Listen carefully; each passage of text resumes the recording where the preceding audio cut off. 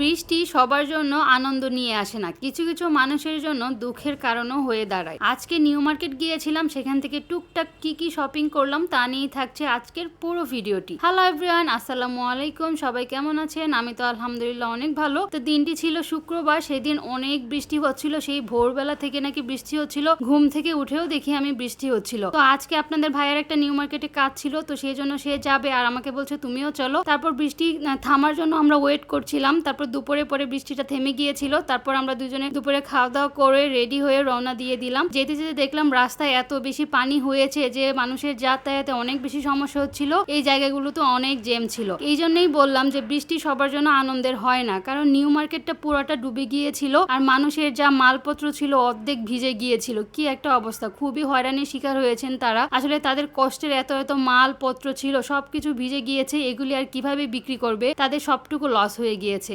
মানুষের এই ভোগান্তি কবে যে শেষ হবে এগুলো দেখে অনেক বেশি খারাপ লাগছিল। ধানমন্ডি হকার্স প্রায় হাঁটু সমান পানিতে ভিজে গিয়েছিল, মানে ডুবে গিয়েছিল। তো তারপর সাইডে দেখলাম অনেক হকার্স বসেছে, মানে সুবাস্তর সামনে এই গজ কাপড় গুলো বসে। তো আমাদের যেহেতু নর্মালি সবসময় আসা হয় না নিউ মার্কেটে, টক শপিং করে নিয়ে যাব ভাবলাম। তো এই গজ কাপড় গুলো অনেক বেশি সুন্দর, 350 টাকা করে গজ ছিল, কিছু কিছু 250 টাকা করে গজ ছিল। অনেকে এগুলি দিয়ে শাড়িও তৈরি করে, বিভিন্ন ধরনের ডিজাইনার গাউনও তৈরি করে, থ্রি পিসও বানানো যায় ডিজাইন করে, অনেক বেশি সুন্দর এন্ড অনেক কম প্রাইসে পাওয়া যাচ্ছিল। সবাই এখান থেকে চাইলে নিতে পারেন। তারপরে এই পাশে এক পাশে চলে আসলাম ডিজাইনার আপনার হচ্ছে জুয়েলারির দোকানগুলোতে। এগুলো অনেক বেশি সুন্দর ছিল। আমার রিং তেমন একটা বেশি পছন্দ নয়, আমার পছন্দ হচ্ছে ব্রেসলেট। এই ব্রেসলেট গুলো অনেক বেশি ট্রেন্ডিং এ আছে, এখন সবাই বেশি পছন্দ করে এন্ড ঘড়ির সাথে পড়তে তো অনেক বেশি সুন্দর লাগে এন্ড খুবই স্মার্ট লাগে। তো আমার তো অনেক বেশি ভালো লেগেছিল এই ব্রেসলেট গুলো। তো এগুলি 350 টাকা করে চাচ্ছিল, অনেক দামাদামি করার পরে 300 টাকা, মানে উনি কমাতেই চাচ্ছিল না। বললাম না নিউ মার্কেট এখন আগের মতো নিউ মার্কেট নেই, এখন অনেক বেশি মানে হাই রেঞ্জ হয়ে গেছে, ওদের সঙ্গে তেমন বেশি দামাদামি করা যায় না।